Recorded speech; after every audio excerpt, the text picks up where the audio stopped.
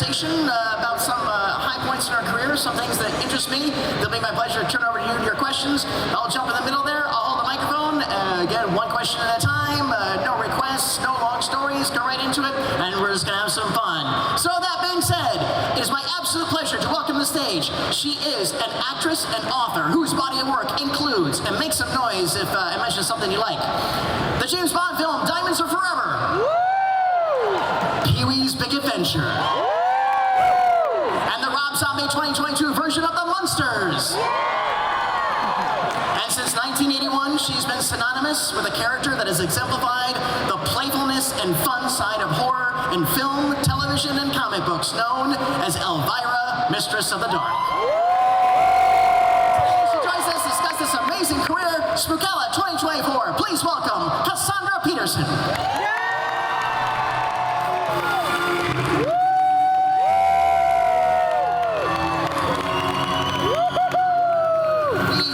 We have a wide selection of seating.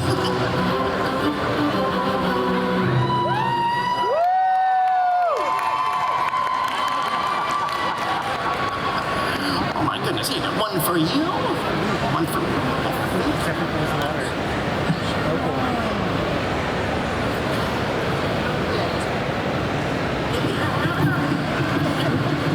Hold on. Please pause.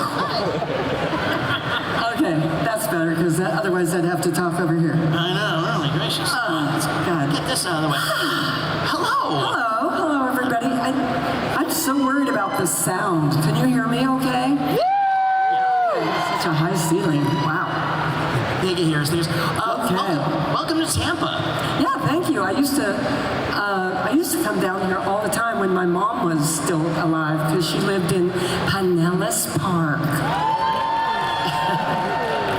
Yeah, so I haven't been here in quite a while though.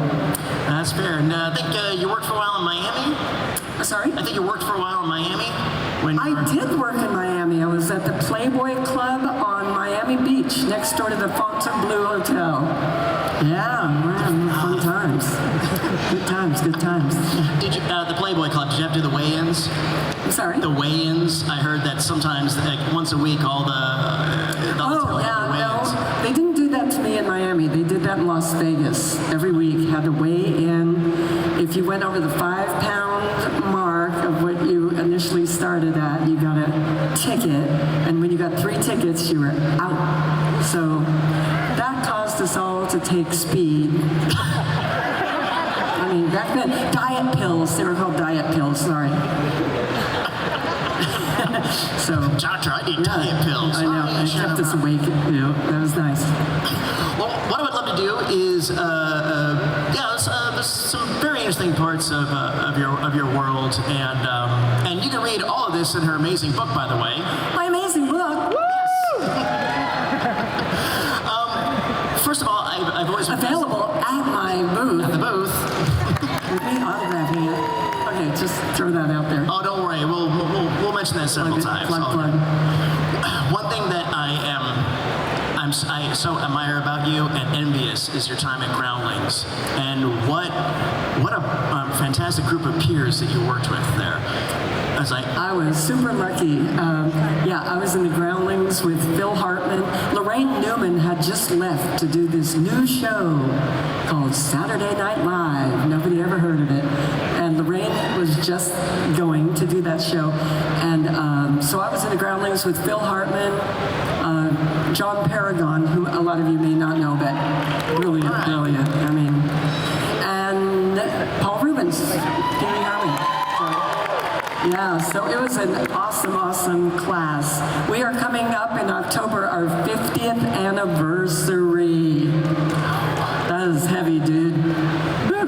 50 years. Well, absolutely. And of course, you had a wonderful partnership with John Paragon for a long time. I got to work with him. Yeah. When he was a Disney Imagineer, he came into Monsters Inc. and he developed the show. Yeah. With us, so I had that opportunity. Oh, that's fantastic. He was brilliant. I mean, he worked in Imagineering for a while, but he was my writing partner for, I think 25 years, I can't remember, but we wrote everything together, all of my movie Vivica McCobb series, Mistress of the Dark, Haunted Hills, every single project I wrote with John. And John, you may not know, but he played, of course, Johnny the Genie in Pee-wee's Playhouse. But what a lot of people don't know, he was also the writer and director of many, many episodes on that. So he was incredibly talented. Just, I really miss him. As do we. Well, you know, at Disney. He's at the Monsters Inc. show, if you're familiar with that, we have his picture on our wall there. Yeah, awesome. Absolutely big too. One of the other things that, and you're the only person I get asked this about, you played a very memorable part in Jekyll and Hyde Together Again. With Mark Blankfield, who, again, another really wonderful comedic talent that I thought she was, and one of my favorite directors, actually, Trey Belson. And if you're familiar with the movie, she plays the nurse that has the makeup outside of her surgical mask. And that was my idea. I did that. I had the mask on, and I was sitting there, and I said, "Oh, is my lipstick okay?" And they said, "We can't see your lipstick." And I said, "How about if I put it on outside the mask?" And they loved it, and we kept that in. So. Thank you. That was myself on the back. That was my next question, because I thought that was so left field. I was like, I wonder if she thought about it, and you did. I did. I used to think about a lot of stuff. I had a character in the Groundlings that I saw somebody copied it not long ago, but it was a women in prison scene that we did, and I was, of course, playing the sex symbol. That's what I did at the Groundlings. Hookers, showgirls, strippers, And but I was in prison, and I walked on my toes, like Barbie. I didn't have high heels on, but everybody was like, "Why are you walking on your toes?" And I go, "Because my feet won't go flat. I've been wearing high heels too long." So Barbie stole my idea. Just saying. Okay. We'll get that way too. You've spoken plenty of times about the origin of Elvira. So let me ask this. When did you begin to realize that the character from this syndicated thing was starting to eclipse expectations? Like, when did you get the knock of that, "Hey, we want you to appear"? No, as the character, as Elvira. We want Elvira to be here, we want Elvira to be there. When did you realize this is becoming a thing? Well, actually, it was when I started on local TV in LA in 1981, so it was only in the LA market. And it was actually, I think, the syndication. Well, I think the day that it really hit home, I really did not think the job would last more than a week. I thought, this is really weird. I'm hosting horror movies, which I love, but I'm making jokes. I just didn't think it was going to work out. And all of a sudden, I get called by the Johnny Carson Tonight Show, which back then was the talk show, because it was the only talk show. And it was a big, big deal. And I got invited on as myself. And I think that's kind of when it sunk in, like, holy crap, this might actually go somewhere. And we were able to syndicate it within a year or two, so it went all over the country. And that was still a pretty remarkable thing, because once in a blue moon, he would do things that were California and Hollywood only. But like you said, it was a big too. So to bring you on the show and have everybody go, bam, that was a big deal. And yeah, Johnny Carson, that was the Kingmaker show, or in your case, the Queenmaker. It really was. It really changed everything. And also, it got me the commercial for Coors Beer, Coors Light, which, because it was national, made people aware of the character even more, so that turned out to be a really good deal for me. And then the ball just sort of kept rolling from there. Yeah, it just kept rolling, yeah. And it's still rolling. It's still rolling, which kills me. It's really, really weird. For a while, right before the internet was a thing, I thought, damn, my fans are like as old as me. They're all going to start dying off. And I'm just serious. They kept getting older and older. It's like everybody here has a cane. I don't know. And then the internet happened, and then my fans started getting younger and younger and younger. My fans now, my demographics that are about 18 years old to 24 is my highest thing. But I have even some fans that are fetuses. That's how young they get. They do. I'm not kidding. I sign autograph for fetuses, just in case you're wondering. I give them half off.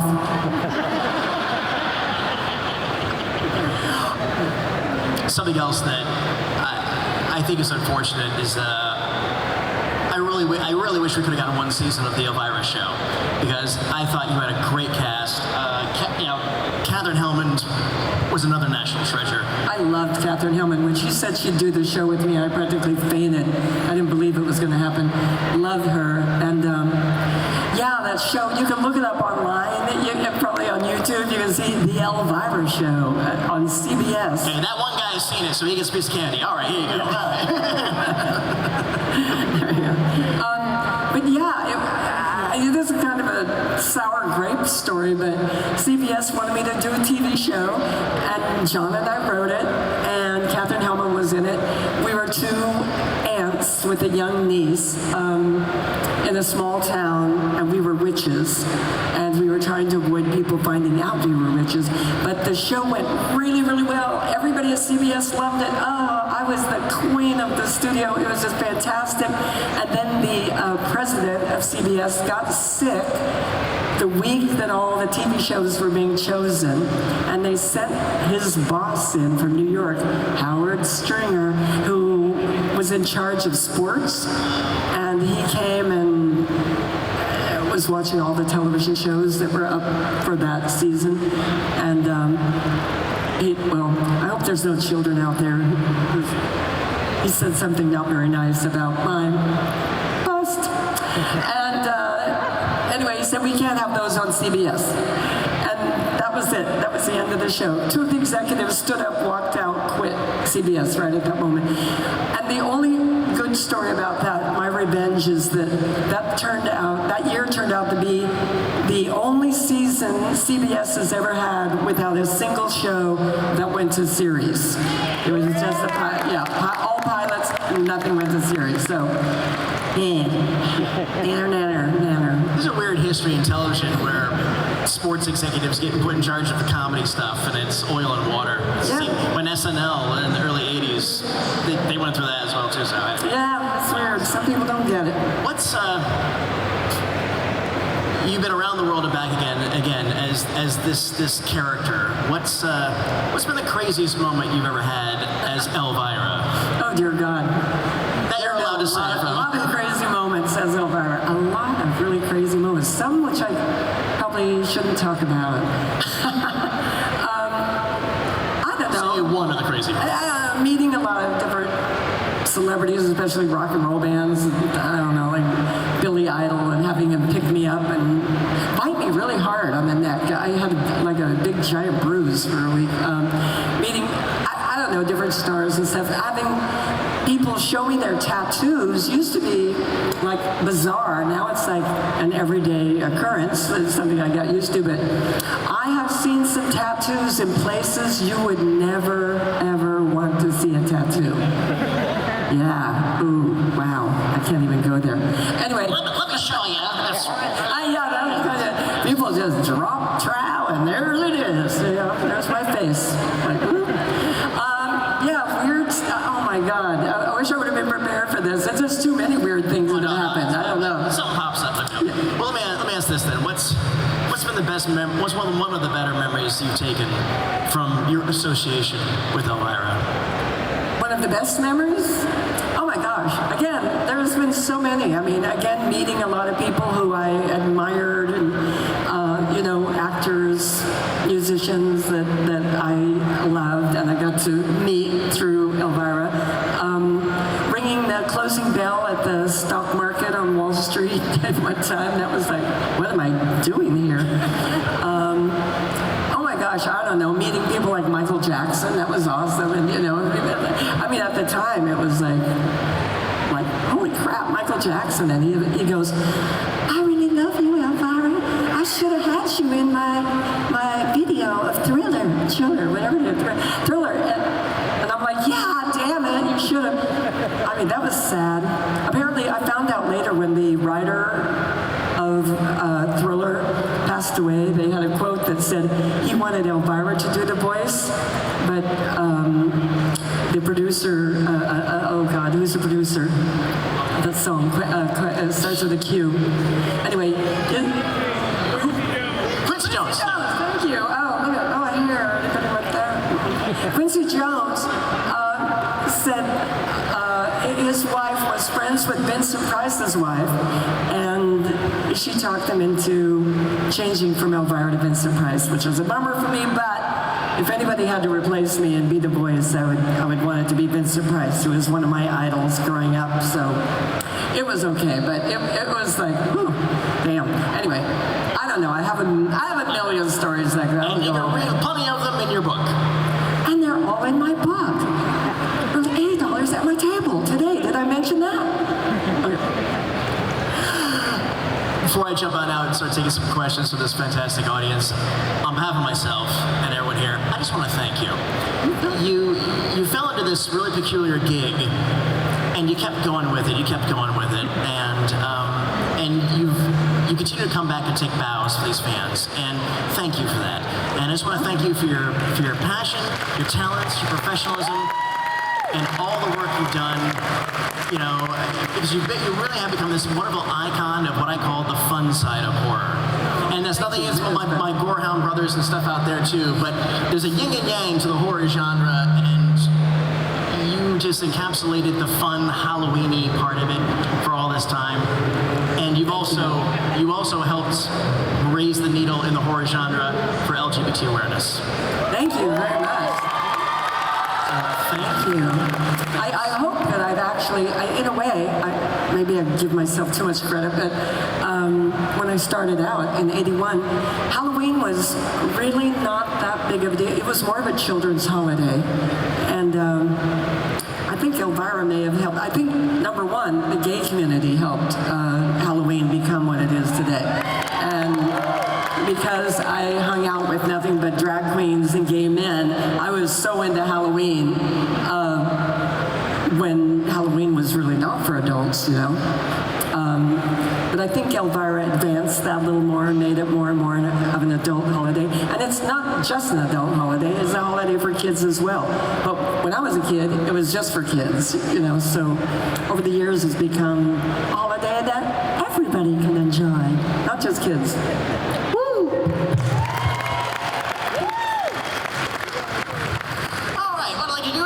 We'll go ahead and start a line if you want to, right here.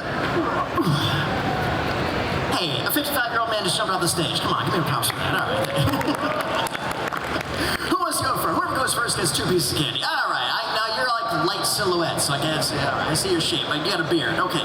Hey, what's your name? Matthew. What do you got, Matthew? First one to say hello, Patty. Arnie says hi, and you're doing a great job. Thank you, my brother. I appreciate it. For Cassandra, I wanted to ask if there was anything you can remember as far as unaired footage or anecdotes from your appearances on RuPaul's Drag Race or Dragula Titans with the Blue Brothers. Okay, I can't hear the questions very well. It's a little... Okay, was there anything left on the floor from any of the drag race? Any interesting stories from that you could share? From Drag Race? Yes. We're Dragula Titans with the Blue Brothers. Well, maybe the only thing was that,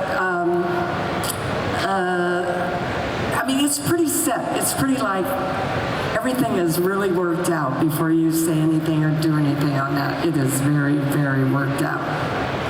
That's reality TV.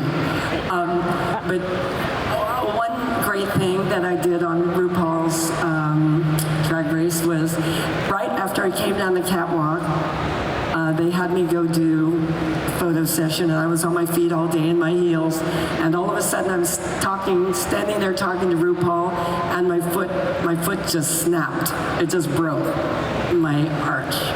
And I fall on the ground, the paramedics come and everything, and that was the end of ever wearing high heels again. Yeah, I had to have surgery, and so that's not a fun drag race story. I love RuPaul, and I've known him for a zillion years before he had his show, and I'm a huge, huge fan and friend. So we had a great time, but it's a hard show to shoot. It is. I pity those poor drag queens too. They work so hard. It's scary. I mean, and the judges do too, but not as hard as the drag queens. But it's like a well-oiled machine over there. They know what they're doing. you. Thanks. Great one. You get two. All right. Great to see you again, brother. Hello. What's your name? Hi, my name's Sarah. Hi. Your name's Elvira. You're lying. I dressed as Rambo Elvira, but I have my gun over there. And I love it. I call it elbow. I love that. So my question is, during the process of when you were cultivating the character, I know you were doing it with a bunch of other people, but did you have any other names that you were thinking of, or any other personas that almost got to the character when you were creating it? Oh yeah, well what happened is I got the gig as a spooky woman. They were going to call it Vampira, which was like, oh, okay, well, whatever, I'm just paid actress for hire, And at the last minute, we were just shooting the first day, and somebody came running in and said, Vampira's lawyer called, and you cannot use the name Vampira. So I was like, okay, everybody was freaking out. And we had to choose another name right that moment. So everybody that was on the crew and everybody that was there in the studio, maybe 20 people, wrote down what they thought the character should be called on a piece of paper and threw it in an old Folgers coffee can. And then I reached around and pulled out a name. I wrote down the name Cassandra. Wow, that would have been so sucky. I mean, how confusing. I'm Cassandra. No, she's Cassandra. Anyway, that did not work. So I picked out Elvira, and I was, Elvira? That sounds like a country western star to me. I don't know. And anyway, that was it. Had to go with that name. I don't know who wrote the name on the piece of paper, but yeah, I had some different names in mind. Luna was another one I'd put in there. But that's what happened. And then the song Elvira came out exactly the same week that my show opened. I've talked to Oak Ridge Boys about it many times. They're like, just coincidentally came out that week. So did I. Not came out. I came out much later. What name would you have picked? I honestly think Elvira's perfect, so I know. That's the correct answer, and you get 2 pieces for that. Okay, thank you. Hi, what's your name? Hi, my name is Kiki, and I was wondering, you inspire myself and almost everybody in this room, so who inspires you on a daily basis? Oh my goodness, I have so many people that inspire me. Well, for one, even as a child, starting in about summer between 2nd and 3rd grade, I saw my first horror movie, which was House on Haunted Hills, starring Vincent Price, and he was my favorite actor all my life. I mean, I loved Vincent Price so much. And later, I got to work with him. I got to become friends with him. So that was like a dream come true for me. But he was a huge inspiration to me. My other inspiration, believe it or not, was Anne Margaret. When she was in Viva Las Vegas with Elvis. I just wanted to be her. And I wanted to be Ginger from Gilligan's Island. I don't know, these were like these redheaded women that were really sexy, and I thought, I'm like in 3rd grade, I'm like... You got close to Ginger for the TV movie, didn't you? Sorry? You got close to Ginger for the TV reunion movie, didn't you? I did. I got hired by CBS again, way before Elvira, or right before Elvira. I have this story all in my book about how they hired me to play the character Ginger in the remake of Gilligan's Island, which was like a dream come true for me, because I had just grown up like pretending to be her all the time. I wanted to be Ginger. I don't know. It's so weird. I even grew her beauty mark. It actually just popped out of my eye. It's weird. Anyway, those are probably my childhood people who I really, really aspired to be like. Vincent Price and Margaret combined, if they had a baby, would be Elvira. Thank you, Kiki. Thank you. Lovely glad you got here, too. Thanks. You're very welcome. Hi, what's your name? Michelle. Hi, Cassandra. How's your head? Hi, how are you? Hi, how's your head? Sorry? Oh, how's my head? Oh, haven't had any planes lately. Thank you. I just wanted to say you're you are an icon in the horror field, and a lot of people get into horror from you. I wanted to ask, what are some of the movies that would getting into horror, or that would encapsulate the essence of Elvira? Wow, well, encapsulate the essence of Elvira. Probably Elvira, Mistress of the Dark, in case you haven't seen that. I'd definitely go for that.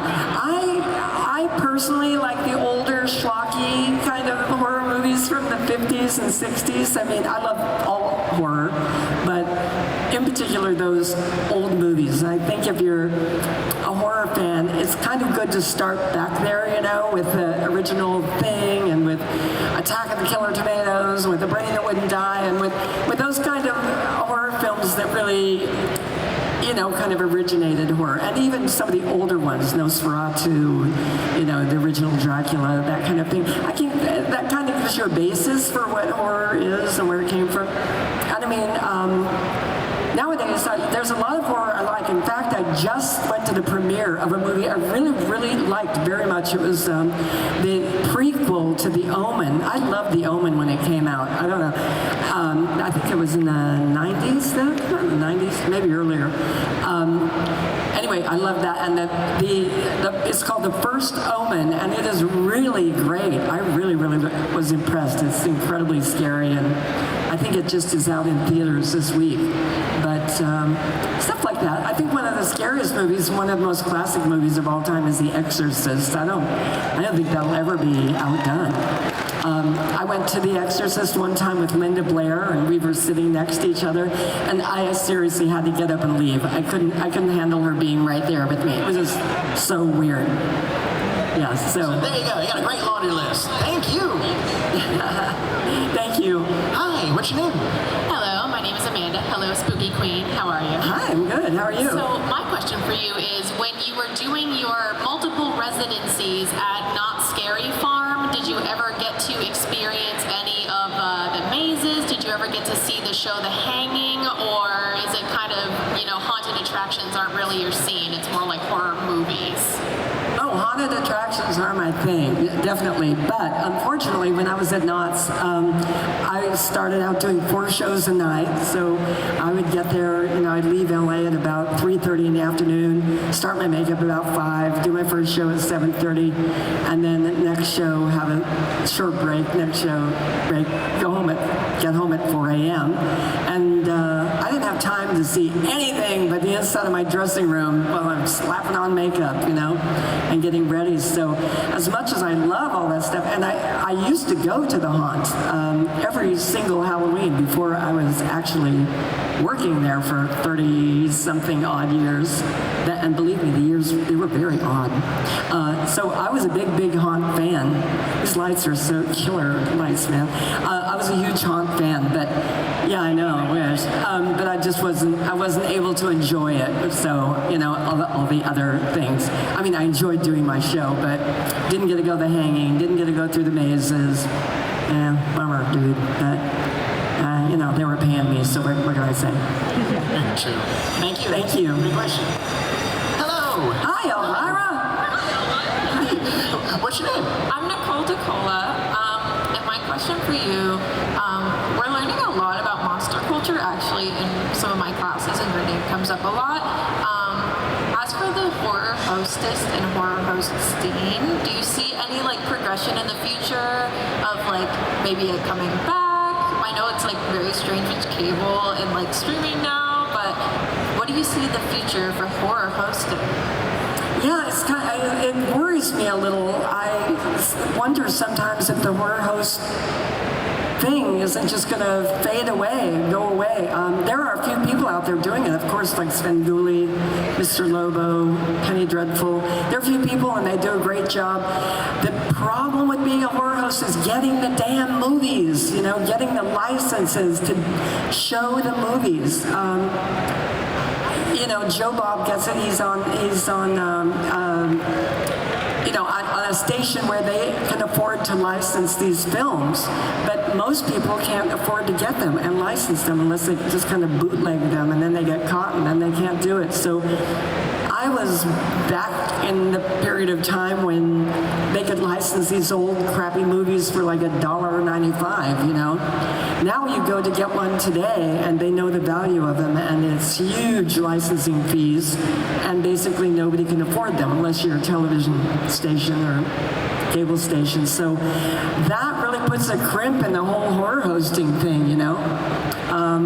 It'd be like a station somewhere would have to get those movies, get the catalog of films, and then hire a host to do it. But I think if somebody did that, it still is a very viable form of entertainment. I think people would love it. So yeah. Where there's a will, there's a way. Yeah. Thank you. Thanks for your question, Elvira. Hey, what's your name? Michael. Hi, Michael. Hi. So we know you didn't get to do Thriller. So my question is, what was it like getting the opportunity to do a similar project with Kim Petras on Turn Off the Lights? Yeah, that was so awesome working with Kim Petra. I was really glad that she asked me to do that. I had a great time doing it, and it never got quite as big as Thriller, unfortunately, but it was a really fun gig, and you know, a great opportunity to work with somebody who's really, really talented. And yeah, that was basically it. I don't know. I was pretty flattered that they asked me to do it. I think only because Vincent Price wasn't around anymore, so I got all his old gigs thrown my way, you know. Thank you. Hi, what's your name? I'm Patrick. Hey, Queen. What is... I mean, I was gonna ask bluntly, what is your favorite monster? Like a character, kind of. You know, Godzilla's, Gamera's, Frankenstein's. I do love me some Godzilla, I gotta say. Have you guys seen Godzilla? What is it? Godzilla -1? Oh my God, I love that so much. I've always been a big Godzilla fan, but I think if I had to just pick one character that kind of summed up the whole horror genre, past and present, I'm gonna have to go with Dracula. I mean, this such an iconic character that never gets old, you know, and has a sexy thing about it. It's dark, it's sexy, it's, you know, and there's been so many versions of it, you know, like Interview with a Vampire, my favorite book in the world. There's just so many good ways to take it. It's just such an iconic character, past and present, so I'll go with that. Do I win anything? Patrick, what's your favorite? My favorite? Yeah? What? Gamera. Right on. Gamera's a good one. Awesome. I did that. Thank you. Great question. Thank you. Hey, what's your name? I'm Hunter. Hi, Elvira. Nice to talk to you. Hi, how are you? Good. So I just wanted to ask you, so over the years, we've seen the Elvira brand just explode. And obviously with that comes so much merchandise. Obviously everybody here loves merchandise. You've been salt and pepper shakers, mouse pads, posters, everything under the sun. What is your favorite item? And you can give me a few if you like. And what has been the weirdest or item you like the least? Okay, let's just do favorite item. Well, I would just throw in the weirdest. The weirdest one, I think, was the smelly car thing that you hang in your car. I mean, what does Elvira smell like? I don't know, but I don't want to know. Anyway, my favorite items, I think some of my favorite ones were some of the bigger ones, like my pinball machines. I love my pinball machines. I happen to be a pinball freak, so I love playing them. There's, I think, I don't know how many there are out there now, different versions, but love the pinball machines. I just recently got an Elvira Vespa. Not that I would drive it around, but I was pretty thrilled that they had Vespas of Elvira. And I really like my newer Mattel doll. I think a few people have brought that to me to sign today, the Horror High doll from Mattel. So I don't know. I have a lot of favorite things. There's a lot of Elvira merchandise out there, as you know. But those would probably be my favorites. Right on. Thank you. Thank you. Hey, what's your name? My name is Casey. Hi, Casey. Also repping the set, yeah. Nice taste in clothing. Thank you. My question for you was, when I watch horror movies, practical effects and like the CGI and stuff are like a big thing. Like a lot of people are like, oh, they're bad. Mistress of the Dark, and like when the worm comes out of the jar, I was like, ooh. So my question to you is, what was it like doing the practical effects? And like, I was like grossed out, but in a good way, of course. And yeah, I just wanted to know what your experience was like with that. Did you mean like the Edrazeba that was in the jar that I reach in and put in the pot? Oh, okay. Not the crock pot monster flying out, right? No. The pot monster. Okay. I have him at home on my dining room table. The Edrazeba was worms from my garden that I dug up and brought. So they were like my pets. And I had them in the jar, so I was very comfortable with them. And I put them in there, and after we got done, I was screaming at the prop person, do not hurt them, put them back in the dirt, make sure there's water. And I took them back home, and I put them back in my garden, and they lived happily ever after. So, yeah, creepy stuff doesn't really get me creeped out.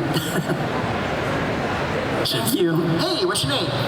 My name's Daniel. How do you do, Miss Peterson? Hi, how are you? My question is, you wrote a lot with John Peragon. Yeah. And I remember growing up with the young adult novels that you wrote, the 3 that were out. I had always wished there were more, but have you ever considered writing more Elvira fiction? I am thinking about that. I have a couple more books that are going to be coming out pretty soon, so you'll have to check into those. Yeah, I had such a great time writing those young adult books with John Paragon. It was way back in the 80s, I think they came out, but we had like Transylvania 90210 and The Boy Who Cried Werewolf. But John and I thought so much alike. We were so much like his brain and my brain together were Elvira. So I would write the first chapter, he would write the second chapter, I'd write the third, and he'd write the fourth. We'd go back and forth like that. And we sounded exactly like the same voice. So writing with him was like a dream because, like I said, we shared a brain, I think. I went back recently and read some of them, and really the writing is not very good. It was like, I'm embarrassed. I wish I could rewrite them, do them over. But they were super fun at the time. Yeah, I don't know where they are. They're out there somewhere, I guess. Thank you. Great question. Thank you. Thanks. We are just about time, so unfortunately it's time for our last question. Hi, what's your name? Hi, my name's Rebecca Jones, aka Raj Blossom. Hello, gorgeous. Hi, how are you? It's a pleasure and an honor to be here. Thank you. First, I just wanted to applaud at your favorite horror character being Dracula. I know you can't see with all those bright lights, but I got fangs in my mouth, so I really hollered for that one. But Awesome. what I wanted to ask you though is, so I'm a 33-year-old college freshman, and what I do on my Instagram is I'm singing vampires. So my question is, because music and film in horror go hand in hand. So what is your advice to an aspiring female? I'm sorry, I'm choking. What is, my heart's pounding.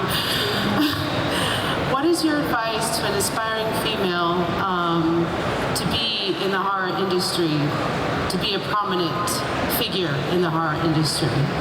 Well, first of all, I'm happy to say that women in horror it has been growing and growing and growing since I began Elvira. I went to the first, well, not the first Comic-Con in San Diego, but in its very early days. It was in a basement of some hotel, and I was the only woman there, the only woman. And there were just no women in horror. There were women victims in horror, that's about all. They were always the victim. And it has just grown and grown and grown. There are so many fantastic female directors and horror writers and actresses who are no longer the victim. It's just been growing and growing, and I think honestly the horror genre is one of the most inclusive, has become finally the most inclusive genre when it comes to everybody, women in particular. So I think it's getting easier for you to be in the horror genre, and I think if a woman wants to get into show business, it's a great place to start, horror. So just keep working away on it, decide what you want to do, writer, director, producer, whatever, and don't give up. God, I wish you a lot of luck. Okay. Thank you very much. Yeah, thank Good you. luck on your journey. Remember, it is a marathon. It's not a sprint. Thank you. Just keep to the faith, and I look forward to hosting your Q&A sometime soon. Thank you. Yeah. Hi, Cassandra. Good luck. Hi, Patty. I wanted to know what kind of upcoming projects you may have in the works that you may be allowed to share with us, and what social media platforms can I follow you on? Oh, thank you for asking. I have upcoming projects. I cannot talk a lot about them until the time they're released, but I am working on a documentary. I'm working on a film. I'm very happy about that. Those are a few years away. I do have 2 more books coming out, which will be probably not this fall, but the next. One, I think, will be out this fall. And that's keeping me busy, just the film, the documentary, and the books. So lots more Elvira merchandise coming out too, which is really awesome. I have some awesome tarot cards coming out very soon that we've been working on for a long time. They make a great gift for anybody. Your next bat mitzvah, Christmas, whatever. Anyway, so lots going on, and if you want to get a hold of me, it's elvira.com. You can also find me on Instagram. It's @TheRealElvira. There are a lot of fakes out there, so be sure it's @TheRealElvira on Instagram, Facebook, you name it. TikTok. Don't say TikTok. Anyway, okay. So yeah. So follow me. I'll follow you. And thank you so much for coming. I hope you guys could hear me okay. Spookala 2024. This was Cassandra Peterson, and that was our time. But I think our photographer here. Yeah, come on up. What would like everybody to do? I'd like everybody to come towards the stage, not on the stage. Towards the stage, we'd love to take a picture of our amazing guest and all of you.